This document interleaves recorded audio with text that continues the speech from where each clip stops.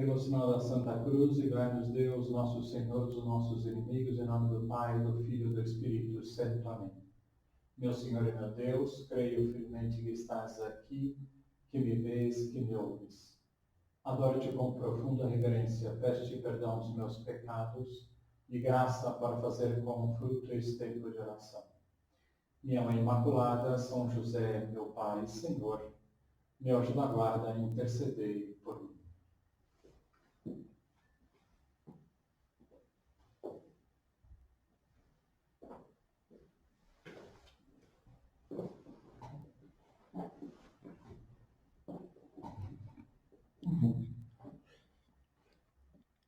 Este recolhimento do mês de abril tem como tema de fundo a amizade com Cristo. Então, nós vamos considerar dois temas nesse recolhimento. Em primeiro lugar, a própria amizade com Jesus Cristo e, em segundo lugar, o nosso amor à Eucaristia, que é Cristo presente nesse sacramento. Então, vamos começar falando da amizade com Cristo, da amizade com Deus. Na Santa Ceia, Jesus, em determinado momento, se dirige aos apóstolos e lhes diz: já não vos chamo servos, porque o servo não sabe o que faz o seu senhor, mas vos chamo amigos. Jesus, desde o momento que começou a viver com os apóstolos, estabeleceu laços de família com eles. Vivia como uma família. Algumas vezes se mostrava como pai, chamando-os de filhinhos também, apesar de que deixaria mais o seu pai, Deus Pai, se relacionar assim com cada um de nós. E Jesus foi mostrando ao longo da sua pregação que Deus é nosso Pai, e isso ficou muito claro quando nos ensinou o Pai Nosso. E já na última ceia, nas suas últimas palavras antes de morrer, nos disse que nos chama de amigos. Deixou assim ainda mais claro como temos que nos dirigir a Ele. Alguns pais são só pais e mantêm uma certa distância com os seus filhos. Mas Deus não é assim.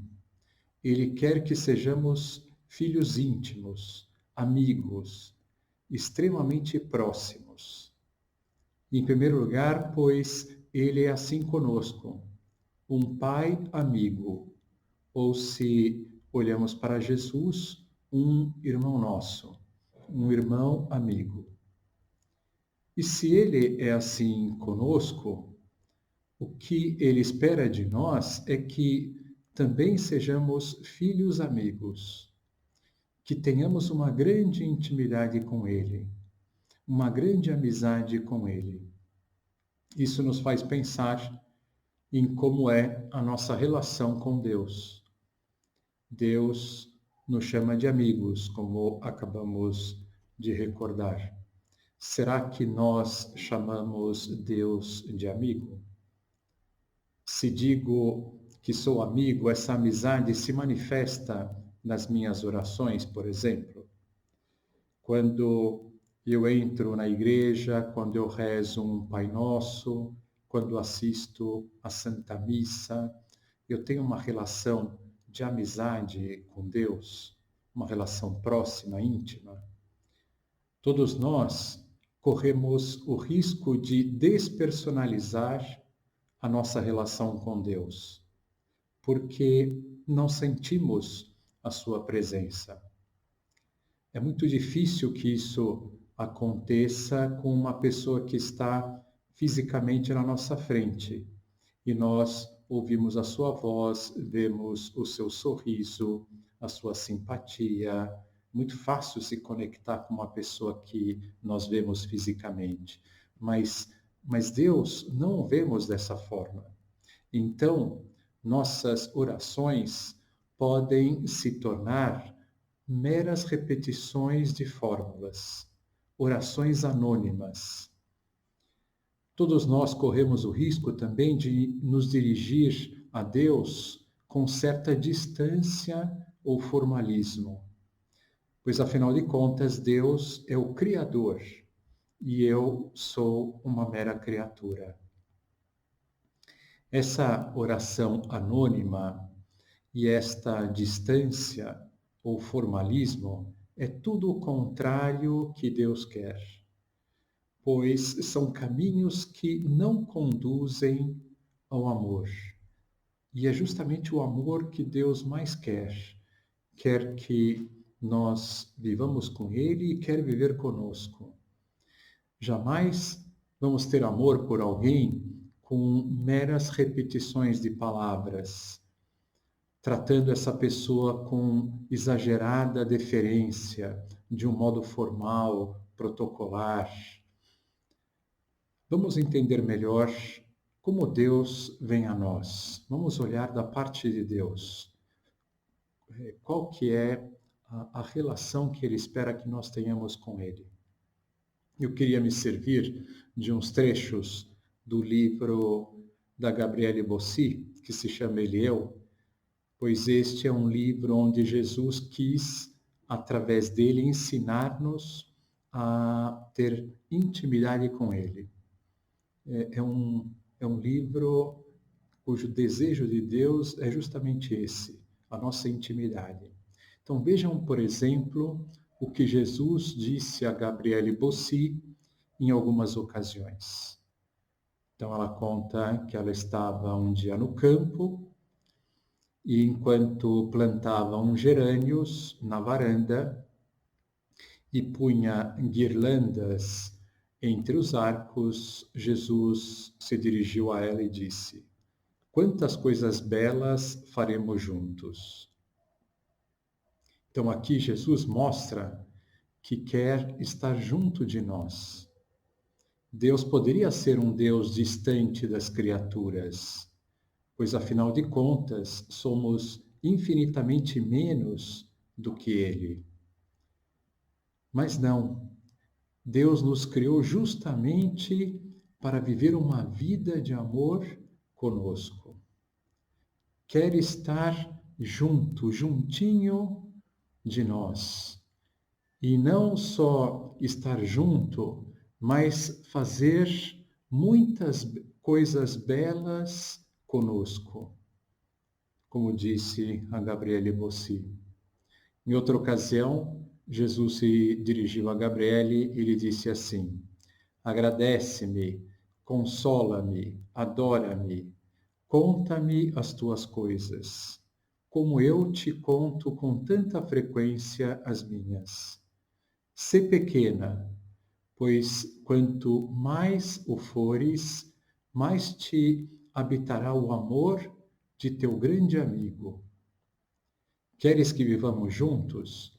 Pergunto-te porque preciso que me des a tua permissão. Vê como vos respeito e como espero os vossos convites. Assim é o amor de teu Deus." Então nós vemos aqui como Jesus mostra que espera que sejamos amigos dele, dirigindo-nos a ele para agradecer as coisas. Agradece-me, conta-me as tuas coisas. Ele espera que nós agradeçamos as coisas que vão nos acontecendo no nosso dia a dia, que nós contemos as nossas coisas para ele, que nós peçamos tudo aquilo que nós necessitamos. Mas isso seria só do nosso lado. Ele quer também que cuidemos dele, justamente porque é uma amizade.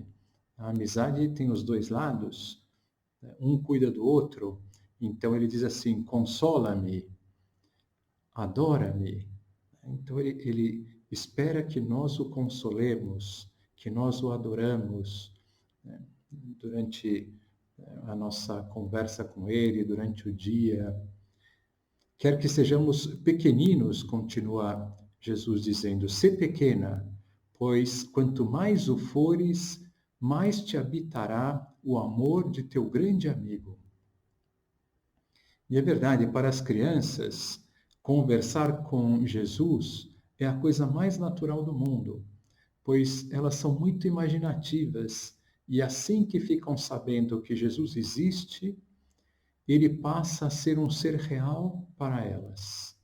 E as crianças também são muito simples, não tem nada de aparência, de preocupação com a imagem, e é assim que Deus quer que nós nos relacionemos com Ele, com essa simplicidade das crianças, contando tudo o que se passa no nosso coração.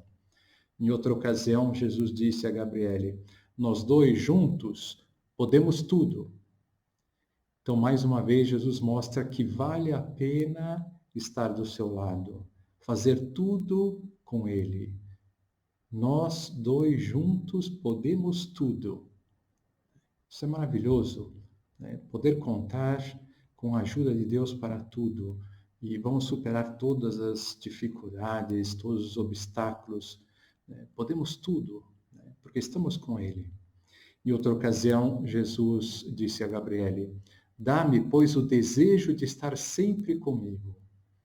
Desmantela o teu lar interior, tirando todos os pensamentos da terra para permanecer comigo. Eu quisera que viver em mim se convertesse num hábito arraigado. Então Jesus nos convida ao seu amor, dá-me o desejo de estar sempre comigo. Interessante isso, né? Deus mendigando o nosso amor. Na verdade, Deus não precisa do nosso amor, Deus é perfeito em si, mas ele mendiga o nosso amor porque ele sabe que quando nós o amamos, nós nos preenchemos totalmente, porque nós fomos feitos para isso, para o seu amor. Dá-me o desejo de estar sempre comigo. E Deus sabe que é tudo para nós, né? E que nós precisamos da sua companhia, do seu amor. E nos mostra um caminho concreto aqui: desmantela o teu lar interior. O que quer dizer isso? Que, que essa alma fechada, presa às ninharias dessa terra, uma alma que está assim, precisa desmantelar o seu apego às coisas da terra. Jesus não pede que deixemos a terra, mas que nos desprendamos da terra. E na verdade é que nós estamos muito presos a essas coisas que nós vemos com os nossos olhos, que nós tocamos, a esse mundo, as necessidades imediatas. Ficamos tão presos a isso que não conseguimos estar com Deus. E por isso Deus nos diz, Jesus nos diz, desmantela o teu lar interior. Desprende-te de tudo isso. Lógico que nós temos que nos ocupar dessas coisas, temos que procurar ter o sustento para a nossa vida, trabalhar, mas isso não é o mais importante. E quer estar, e diz também que esse estar com Ele se torne um hábito. Se torne um hábito. No fundo, Deus gostaria que nós estivéssemos conversando com Ele numa relação de amor, de amizade, o dia inteiro. Que tenhamos desejos de fechar os olhos e de falar com Ele. Uma pessoa que vai crescendo no amor por Deus, no amor a Jesus, na amizade com Jesus, vai sentindo vontade de fechar os olhos para conversar com Jesus. Que chega uma hora que estejamos conversando com Ele o tempo todo. Que já não vivamos mais para nós. Que eu já não fique a sós conversando comigo mesmo. Como São Paulo dizia, já não sou eu quem vivo, é Cristo quem vive em mim. São Paulo não começou dizendo isso, é que o amor por Jesus foi crescendo, crescendo, crescendo, até que se tornou assim.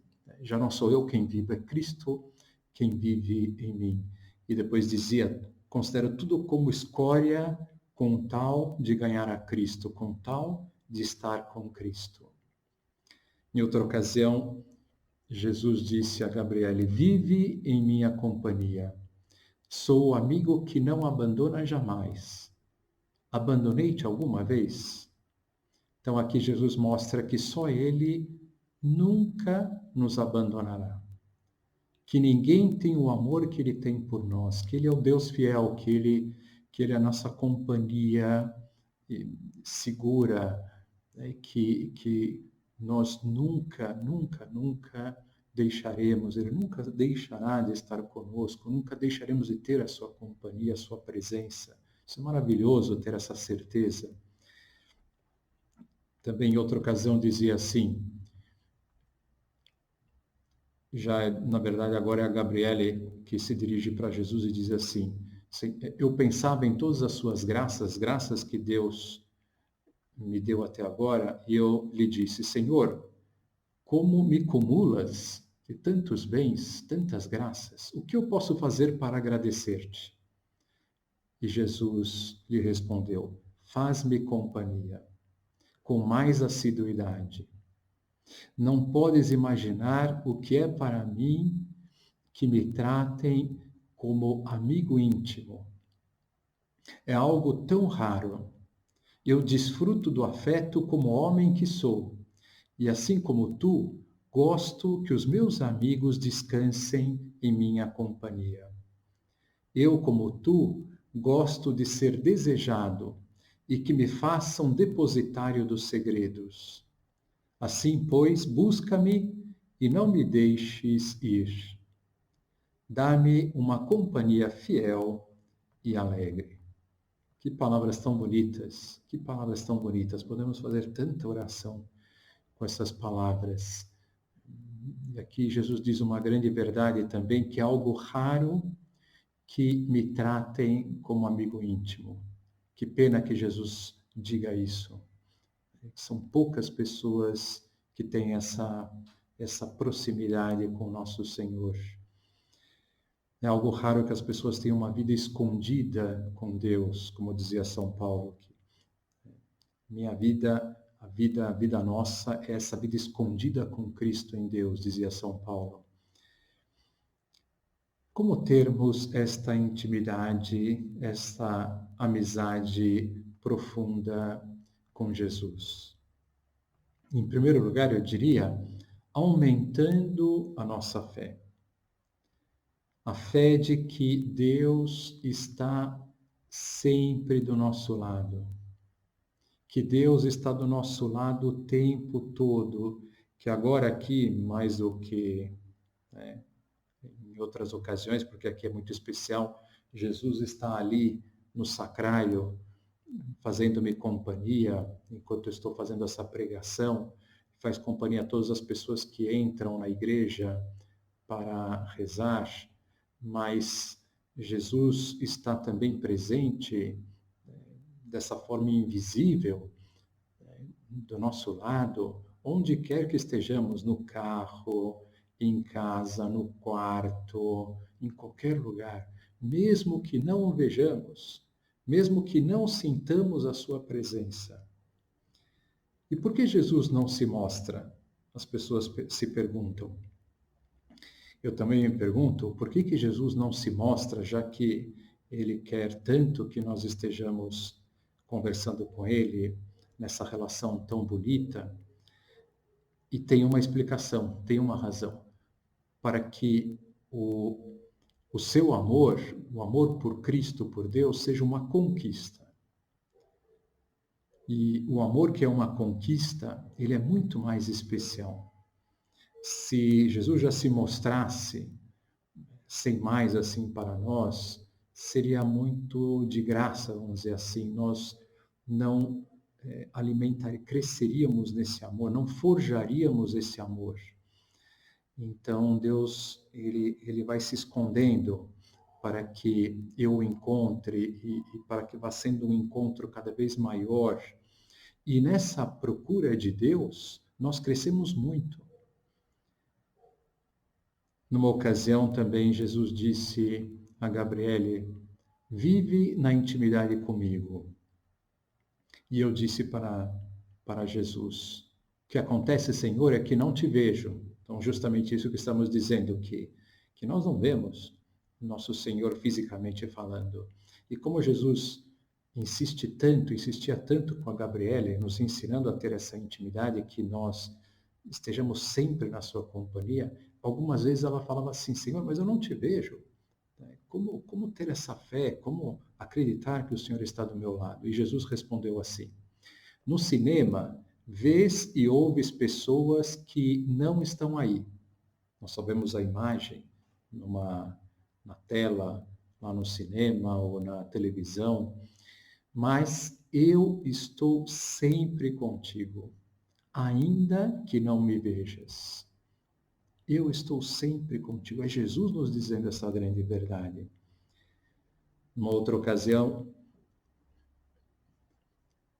numa missa, Jesus foi dizendo assim, quando um amigo querido está presente em uma festa, tu te alegras na festa duplamente, porque pensas, ele também está ouvindo essa música e vendo estas belezas. Então, minha filha, pense assim, pensa que eu, o teu grande amigo, estou sempre contigo e assisto a tua vida. Comparte tudo com o teu amigo, e assim dobrará a tua alegria de viver. Que exemplo tão belo dado por Jesus, de uma pessoa que está numa festa com uma pessoa amiga do seu lado. Noutra ocasião, também dizia Jesus, nunca abandones ao amor. É totalmente simples comunicar-te com o teu Deus. E que outra coisa cabe entre dois íntimos?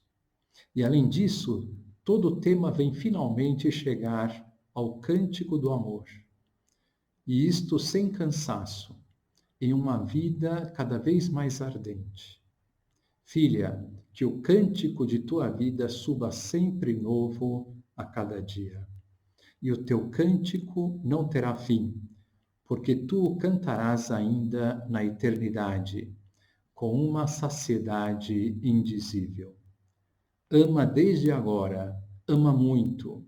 Tu não sabes tudo o que podes obter, adquirir e transformar com o teu amor sobre a terra. Mas eu sim sei. Então a Gabriele se voltou para Jesus e disse assim, Senhor, mas o meu amor é tão pobre por ti. E Jesus respondeu, toma o meu. Já sabes que é teu. Toma o meu. Podemos citar tantas outras passagens desse livro que é maravilhoso, recomendo às pessoas, só para terminar, essa ideia que estamos dizendo aqui de aumentar a nossa fé de que Jesus está do nosso lado. Numa ocasião, a Gabriela estava se queixando com Jesus porque ia para a missa e estava tudo escuro, né? E a missa muito cedo.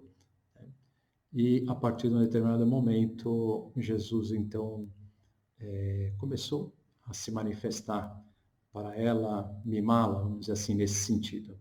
Diz assim, na escuridão do amanhecer, sem luz, cada vez que tinha que descer de um banquinho para logo subir ao pórtico da igreja, passava um carro que me iluminava. Disse-me o Senhor, como vês, estou sempre contigo e ocupando-me de ti. Ou seja, Deus é assim, até isso é que passe um carro para iluminar o nosso caminho quando estamos andando numa escuridão, numa rua. Assim é Deus, assim é o seu amor.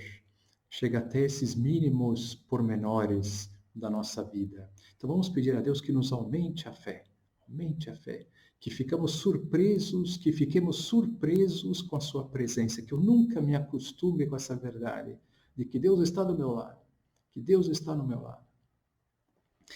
Em segundo lugar, já terminando, diria assim que nós crescemos muito no nosso amor a Deus, no amor a Jesus, na nossa amizade com Ele, soltando o coração. Ninguém ama se não solta o coração. Soltar, portanto, o nosso coração e perceber como Jesus fica feliz. E algo que me vem como uma consequência, que eu penso que é uma consequência desse soltar o coração, é a simplicidade. Como nós podemos soltar o nosso coração? Sendo muito simples com Deus. E aqui eu gosto muito de lembrar desse escritor italiano, Giovanni Guareschi, nesse seu livro Dom Camillo. Por quê? Porque Dom Camillo tem uma verdadeira relação com Jesus, cheia de intimidade. E vemos como Jesus é o grande amigo de Dom Camillo. Dom Camillo conversava com Jesus olhando, principalmente fazendo assim, olhando para o crucifixo que estava na sua igreja, lá no altar. E Dom Camillo quem era? Era um pároco de uma aldeia no interior da Itália. E ele não tem papas na língua. E ele vive furioso com o prefeito da sua cidade, pois tem uma linha política que Dom Camillo não suporta. Num sermão, numa ocasião, ele deu uma indireta àqueles que são daquele partido. Mas, num belo dia, entrando na igreja, carregando uns ovos, Dom Camillo leva uma pancada do prefeito da cidade e ele cai no chão. Só que ele não vê quem fez isso a ele, mas desconfia. Então, o Giovanni Guareschi vai dizendo assim: Dom Camillo nada disse a ninguém. Entrou em casa, acomodou os ovos com segurança. Depois foi até a igreja aconselhar-se com Jesus, como sempre o fazia. E perguntou para Jesus: Senhor, o que devo fazer? E aí, então, Nosso Senhor respondeu para ele: massageie as costas com um pouco de óleo diluído na água e cala-te. É necessário perdoar os que nos ofenderam. É a regra, é o mandamento. Seguramente, respondeu Dom Camillo, mas nesse caso trata-se de golpes e não de ofensa, Jesus. E então Jesus respondeu docemente: as ofensas feitas ao corpo serão por acaso mais dolorosas do que as da alma? E Dom Camillo: concordo, Senhor, mas deveria considerar que se me golpeiam, posto que sou seu ministro, ofendem também a vós. E aí Jesus respondeu: sou bem mais ministro de Deus do que tu, não é? Pois eu não perdoei quando me pregaram na cruz. E aí Dom Camillo respondeu, você vê aqui a simplicidade, convosco, Senhor, não se pode argumentar. Tendes razão sempre. Seja feita a vossa vontade. Perdoaremos. Mas lembrai que essas pessoas vieram quebrar a minha cara. Sereis responsável. Poderia citar passagens do Antigo Testamento. Dom Camillo, respondeu Jesus, é a mim que me vens falar do Antigo Testamento? E o caso é que passam os dias, está lá Dom Camillo na igreja, de repente chega o prefeito da cidade pedindo para se confessar. Né? E Dom Camillo fica lá, né, surpreso com aquilo. Começa então o prefeito a confissão e Dom Camillo já sabe que esse senhor faz anos que não se confessa. E perguntou a ele, desde quando você não se confessa? E ele respondeu, desde 1918. E aí respondeu Dom Camillo, imaginai então quantos pecados foram cometidos com essas belas ideias que tens na cabeça. E respondeu o prefeito chamado Pepone, ah sim, muitos. Quais, por exemplo? Por exemplo, há 2 meses lhe dei uma pancada com um bastão. Dom Camillo ouviu isso e ficou chocado. e disse, né? Isso é muito grave. Ao ofender um ministro de Deus, ofendestes a Deus. E o Pepone lhe respondeu: arrependo-me. Não lhe bati enquanto ministro de Deus, mas como adversário político. Foi um momento de fraqueza. Ah, muito bem. Fora disso e da tua pertença a esse partido diabólico, cometeste outras faltas graves? E aí o Pepone foi falando outros pecados que havia cometido. E terminou a confissão. Pepone foi lá fazer a sua penitência e Dom Camilo foi se ajoelhar também diante de Jesus e disse assim para Jesus: Jesus, perdoai-me, mas vou estraçalhá-lo. E aí Jesus, com calma, ouve e fala: não convém, perdoei e tu deves perdoá-lo também. No fundo, é um bom homem. E diz Dom Camilo: Jesus, não confiai nesses homens desse partido. Não vedes essa figura de bandido? E aí Jesus respondeu: uma figura como todas as figuras, Camilo. Tens o coração cheio de fel. E disse Dom Camilo: Jesus, se tenho sido um bom servidor, concedei-me uma graça. Deixai-me pelo menos quebrar este círio nas costas dele. Depois de tudo, uma vela não é grande coisa. E aí Jesus responde: não, meu filho, tuas mãos são feitas para abençoar, não para bater. Ou seja, nós vemos como Dom Camilo tem essa simplicidade total com nosso Senhor. Nós temos que ter essa simplicidade e falar tudo com nosso Senhor, tudo, tudo, tudo.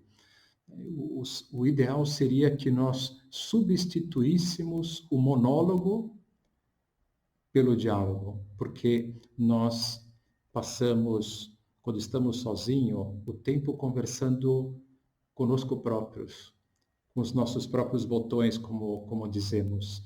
E o que Deus gostaria é que fôssemos substituindo esse monólogo pelo diálogo, pela amizade com Ele.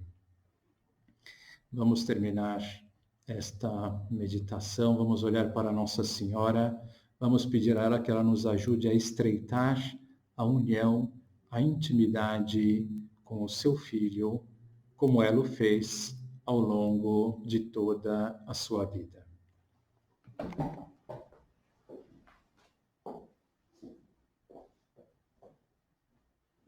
Dou-te graças, meu Deus, pelos bons propósitos, afetos e inspirações que me comunicaste nesta meditação. Peço-te ajuda para os pôr em prática. Minha Mãe Imaculada, São José, meu Pai e Senhor, meu anjo da guarda, intercedei